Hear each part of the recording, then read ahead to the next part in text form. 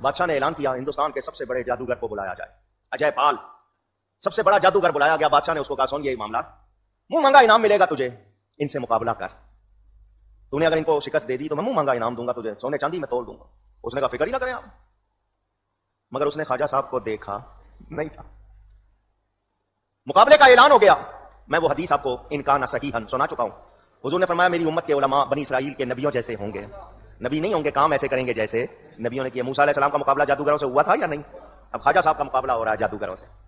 تاریخ کا اعلان ہو گیا، لوگ جمع ہو گئے، بادشاہ نے بھی کرسی لگا لی، اپنی دنیا آئی دیکھنے۔ حضرت صاحب نے اپنے مریدوں کو بٹھا کر اپنی لکڑی سے آیت الکرسی پڑھ کے دائرہ بنا دیا۔ کیا پڑھ کے؟ ہاں، آیت الکرسی۔ فرمایا اس دائرے سے باہر نہ نکلنا، یہ حصار بنا دیا ہے تمہارے ارد گرد حفاظت کے لیے۔ ادھر اس نے جادوگر نے راجا سے اجازت لے کر کہا جی شروع کروں؟ انہوں نے کہا بالکل کرو۔ اس نے راجا سے اجازت لے کر سانپ بنائے، سانپ پھینک دیے، رسیاں پھینک دی، سانپ بن گئے، منہ کھل گئے ان کے، سارے دوڑے ہوئے جا رہے ہیں جدھر خواجہ صاحب اور ان کے لوگ بیٹھے، ادھر اس کا سارا مجمع تالیاں بجا رہا ہے، خوش ہو رہا ہے کہ دیکھو جادوگر نے کیا کمال دکھایا، یہ سانپ ابھی جائیں گے اور ان سب کو کاٹیں گے اور خلق کر جائیں گے۔ مگر اس دائرے کے قریب آ کے سارے مٹی بنتے جا رہے ہیں، سارے سانپ مٹی بن گئے، لوگوں کے چہرے اتر گئے۔ ہم تو سمجھ رہے تھے یہ سانپ ہے ابھی کام ہو جائے گا۔ بادشاہ نے کہا کیا ہوا؟ اس نے کہا جی داؤ ہوتے ہیں، میرا ایک داؤ انہوں نے ناکام کر دیا، میں دوسرا داؤ چلتا ہوں۔ اس نے دوسرا داؤ چلا، اوپر سے آگ گرائی۔ کیا گرائی؟ آگ۔ وہ آگ لوگوں کو نظر آتی رہی، نیچے آ رہی ہے، مگر اس دائرے کے قریب نہیں گئی، وہ بھی اس کا داؤ ناکام ہو گیا۔ اس کے پاس ہرن کی کھال، جس کو وہ مرگ چھالا بولتے تھے، وہ اس پر بیٹھا اور اس نے اپنا جنتر منتر پڑھنا شروع کیا۔ وہ کھال اونچی ہونی شروع ہو گئی، وہ اچھا خاصا ہوا میں اڑ کے اونچا ہو گیا۔ لوگ پھر بڑے خوش ہوئے کہ یہ اوپر سے جائے پتہ نہیں بم گرائے گا یا کیا گرائے گا، اتنا اونچا ہو گیا ہے۔ لوگ تالیاں بجا رہے تھے، وہ خاصا اونچا چلا گیا۔ حضرت خواجہ صاحب کے پاس آپ کی چپل رکھی ہوئی تھی لکڑی کی، جس کو کھڑاؤں کہتے ہیں، پرانے لوگ برتتے تھے، ابھی بھی کہیں ہوں گی کھڑاؤں۔ حضرت نے یوں ہی ایسے ہی ہوا میں اچھال دی، لکڑی اڑتی ہے، پوچھ رہا ہوں مگر کس کے ہاتھ سے نکلی ہے؟ خواجہ صاحب نے یوں اچھالی، وہ سیدھی اس کے سر پر چلی گئی اور طبلہ بجانا شروع کر دیا۔ اس کے اوپر سر کے اوپر مسلسل جیسے طبلہ بجتا ہے، بجتے بجتے بجتے اس کو نیچے لے آئی۔ سمجھ گیا میں نے جتنے داؤ چلے ہیں وہ جادو ہیں، یہ جو اللہ والا کر رہا ہے یہ جادو، یہ جادو نہیں۔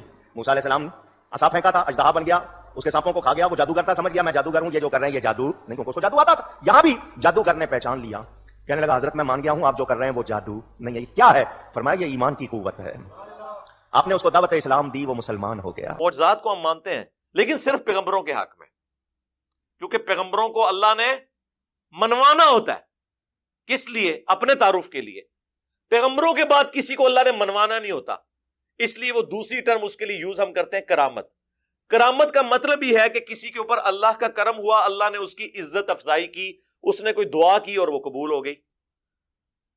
کرامت اور معجزہ الگ چیز ہے۔ معجزہ بھی کوئی کر کے نہیں دکھا سکتا جب تک کہ اللہ تعالیٰ کی طرف سے اذن نہ ہو جائے۔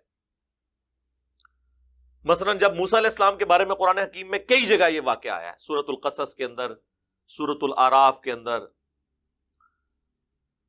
سورہ طٰہٰ کے اندر،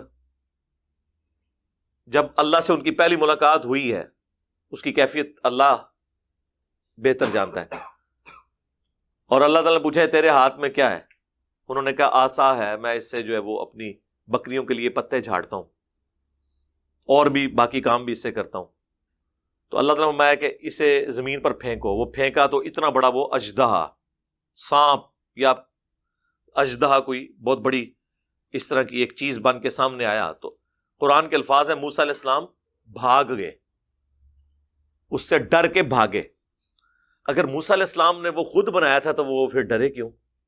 تو پہلی دفعہ حضرت موسیٰ علیہ السلام کا بھاگنا اس بات کا ثبوت ہے کہ انہوں نے خود کچھ نہیں کیا تھا، ان کو تو پتہ ہی نہیں تھا میرے ساتھ کیا ہونا ہے۔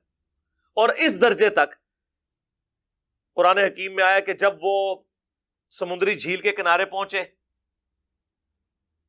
تو قوم نے کہا کہ موسیٰ مروا دیا نا تو نے، پیچھے بھی موت آگے بھی موت، آگے سمندری جھیل پیچھے فرعون کی فوج، اور موسیٰ علیہ السلام بھی اپنے دل میں گھبرا گئے۔ تو اللہ فرماتا ہے ہم نے ان کو وحی کی کہ یہ جو عصا تیرے ہاتھ میں ہے نا، اسے سمندر پہ مار اور تیرے لیے راستہ بن جائے گا۔ انہوں نے مارا، راستہ بن گیا۔ مجھے بتائیں یہ اللہ کو کہنے کی ضرورت کیوں پیش آئی؟ اس لیے کہ موسیٰ علیہ السلام کو نہیں پتا تھا، وہ یہی سمجھتے تھے کہ میں جب اس کو پھینکوں گا نا یہ اژدہا بنے گا۔ ان کو یہ پتہ ہی نہیں تھا کہ اس سے یہ کام بھی ہو سکتا ہے، اور اگر وہ کر بھی لیتے راستہ نہیں تھا بننا جب تک اللہ کا اذن نہیں ہونا تھا۔ آج مجھے بتائیں موسیٰ علیہ السلام کا اگر اوریجنل اژدہا بھی ہمارے پاس آ جائے،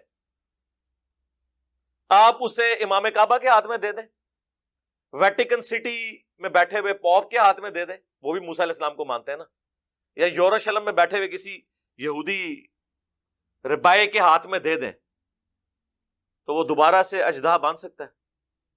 اس کا مطلب ہے اس کے اندر بھی کوئی خوبی نہیں تھی، اللہ نے جب تک چاہا اس وقت تک تھی، جب نہیں چاہا تو نہیں۔ تو یہ ہے کانسیپٹ، یہ کوئی کمپیٹنسی نہیں ہے کہ کوئی شخص حاصل کر لے، اس بات کو آپ سمجھیں۔ باقی کوئی کچھ کر کے نہیں بتا سکتا۔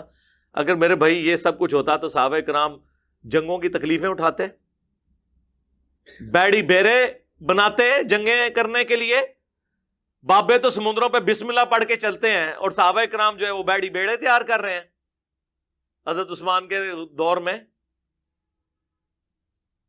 وہ کہانیاں کرانی بند کرو، اون کتنے نے بزرگ ریٹائر ہو گئے نے، کوئی پاکستان کا پل نہیں جس کے اوپر انہوں نے کلیم نہ کیا ہو جی بم پڑتے سن۔ اب انہی سارے مزارات کے اوپر خود کش حملے کر کے دہشت گردوں نے بم پھاڑے، کوئی پکڑا نہیں گیا۔ او جی حکم ربی ہے، کعبے بھی تو کرین ڈگی ہے نا، کعبے میں کرین گرنے سے پہلے بھی بہت واقعات ہوئے ہیں۔ کعبے کی اللہ نے گارنٹی کب لی ہے؟ کعبے کا ایک واقعہ جو رپورٹ ہوا ہے وہ ابراہ کے لشکر والا ہے، اور وہ بھی اس سال نبی علیہ السلام نے پیدا ہونا تھا، ہاتھیوں کو اللہ نے ہلاک کر کے اس سال کو ایک یادگار بنایا۔ ورنہ صحابہ کے دور میں یزید جب بادشاہ تھا تو خانہ کعبہ کے اوپر اس نے چڑھائی کی، صحیح مسلم کے اندر آتا ہے خانہ کعبہ کی دیوار ڈیمیج ہوئی، غلاف کعبہ جل گیا، اللہ نے کوئی حفاظت نہیں کی۔ اس کے بعد حجاج کے دور میں ایسے ہوا، کئی ایک واقعات ہیں، بخاری مسلم دونوں میں حدیث ہے، قرب قیامت میں ایک پتلی ٹانگوں والا حبشی کعبے کی اینٹ سے اینٹ بجا دے گا۔ کوئی حفاظت نہیں اس طرح کی ہونی، ایکسٹراڈنری، ہم نے کرنی ہے حفاظت۔ امت کا کام ہے کہ گستاخیاں ہو رہی ہیں تو وہ اس کے حوالے سے کوئی لائے عمل تیار کرے، تو امت کے وہ بابے جو کہتے ہیں ہم یوں کر دیتے ہیں تو کرو نا جی، اللہ کی طرف آرڈر نہیں ہے۔ اچھا اللہ یہ کہہ رہا ہے کہ گستاخیاں کراؤ، اللہ کی طرف تو آرڈر ہے کہ آپ نے اپنے پیغمبر کے لیے النبی اولا بالمؤمنین من انفسہم وازواجہ امہاتہم، نبی مومنین کی جانوں سے بڑھ کر ان پر حق رکھتے ہیں، اور نبی کی بیویاں امت کی مائیں ہیں۔ آرڈر تو پہلے کا ہوا ہے کہ اپنی جان بھی دے دینی ہے نبی کے لیے۔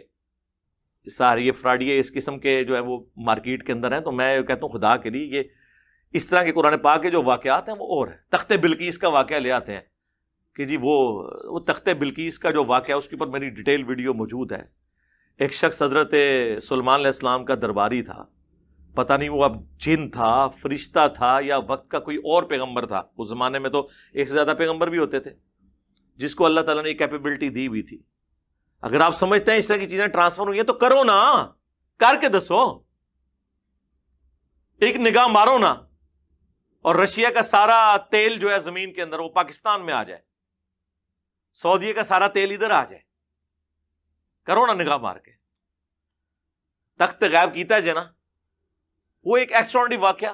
اور دیکھیں اس کے بعد بھی حضرت سلیمان علیہ السلام نے اس بندے کی کوئی تعریف نہیں کی، کہا ھذا من فضل ربی، یہ میرے رب کا فضل ہے تاکہ مجھے آزمائے کہ میں اس کا شکر گزار بندہ بنتا ہوں یا نہیں، کہ ایک وہ معجزے کی کیٹیگری میں فال کرتا ہے۔ اور انبیاء کو منوانا اللہ نے اپنے ذمہ لیا ہوا ہے، انبیاء کے بعد کوئی کچھ کر کے نہیں دکھا سکتا، نیور۔